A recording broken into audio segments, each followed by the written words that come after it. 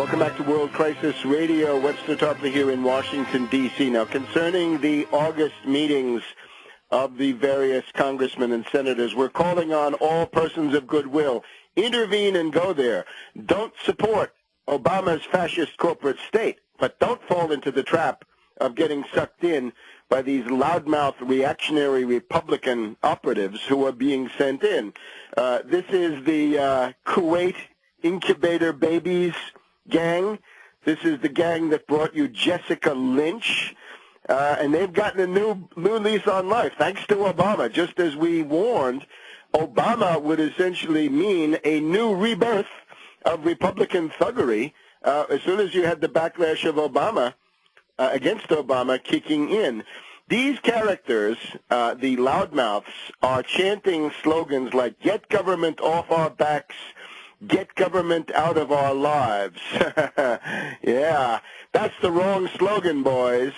The correct slogan is "Get Wall Street off our backs." Wall Street, Wall Street, Wall Street. If you've been listening, you know that if you're not fighting Wall Street bankers, you are spinning your wheels. And, of course, get Wall Street off our backs means stop foreclosures, stop credit card interest rates, stop the bank service charges, stop the depression above all, stop layoffs, stop the destruction of Detroit, all done by Wall Street. And of course, Wall Street has taken over the government through Obama and the fascist corporate state. But these are the slogans of the reactionary Republicans, going back to Barry Goldwater and his top advisor, Milton Friedman, the Chicago school right-wing anarchist. These are the slogans of Ronald Reagan. Remember him? Government is always part of the problem, never the solution. And what did he do? He tripled the national debt. Fiscal responsibility, yes. Ronald Reagan, fiscal responsibility, tripled the national debt. How about Bush the younger? Dick Cheney said, Ronald Reagan proved to us that deficits don't matter. These are the same Republican operatives who gave you Bush and Cheney. So what you're dealing here is this is a radically anti-historical consciousness on the part of these people. Also Newt Gingrich, don't forget him, the guy who said, let's let Medicare wither on the vine, wither on the vine. That, of course, is the eternal program of the reactionary Republicans, the Roosevelt haters. And when I say Republicans, I mean all Republicans. I don't see any Republican who escapes this mentality. We'll talk about specific cases when we can. You basically got two ways to die. The Democratic Party method, let's call it the Obama method, and that's the Democratic Party today, is that you die when inside a medical plan, a board of unelected, unaccountable, pointy-headed bureaucrats tell you you can't get the operation that will save your life. But there are other ways to die. That may not be the worst one.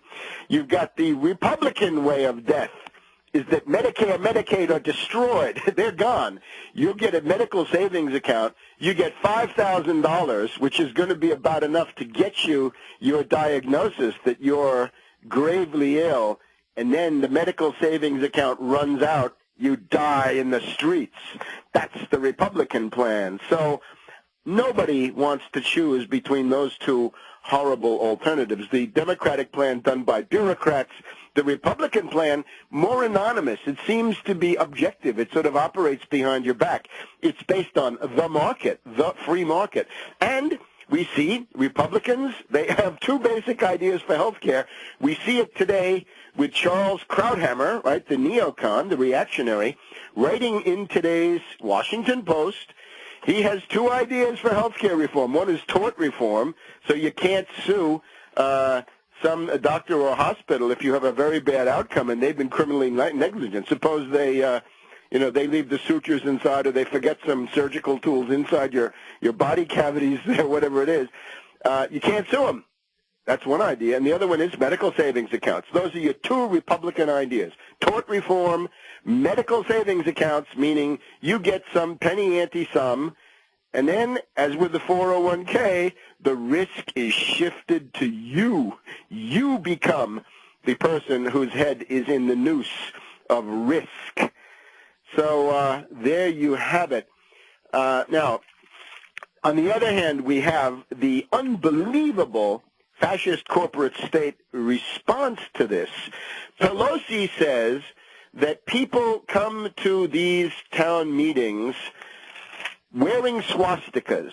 Unbelievable that the protesters, and again, the majority of these protesters are normal citizens who are seriously concerned, apart from those few Republican operatives that have taken the leadership with their sloganeering and their loud mouths. Pelosi says that it's people wearing swastikas. Now, the only picture I've seen of this is some kid brought a thing saying no to fascism, and there's a swastika on it with a line through it, meaning no Nazis, right? Nazis get out.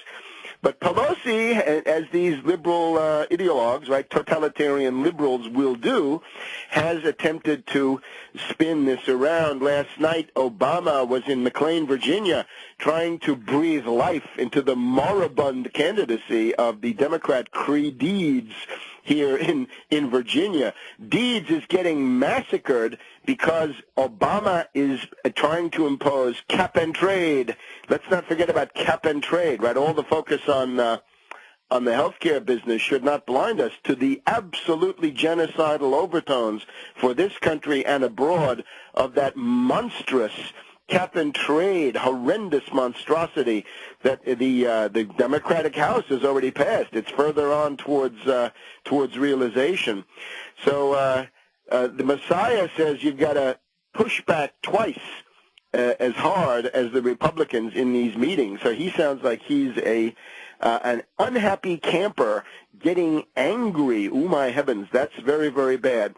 So not only do we have Pelosi saying that protesters are Nazis, we've got goons moving in, right? So we've got these Republican loudmouth operatives show up in their phalanxes, and then the opposing phalanx also shows up, and that is SEIU, that very peculiar company union, that strike-breaking union in many cases, right? They would kick out the black janitors making $12 an hour and bring in a Hispanic undocumented for $7 or $8 in many cases. These are their methods, and they don't really care how much you earn as long as you pay dues. In other words, you can be at or just slightly above the minimum wage.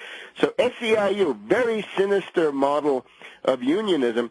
And Acorn, they're sending in their thugs. So we have all kinds of cases in the past 48 hours. We've got a meeting, I think a Carnahan meeting in Missouri with 6 arrests. We got a black conservative who went to one of these meetings, has been beaten up by goons from SEIU. And so forth. So the point is, intervene with the Tobin tax. We'll be back in a minute.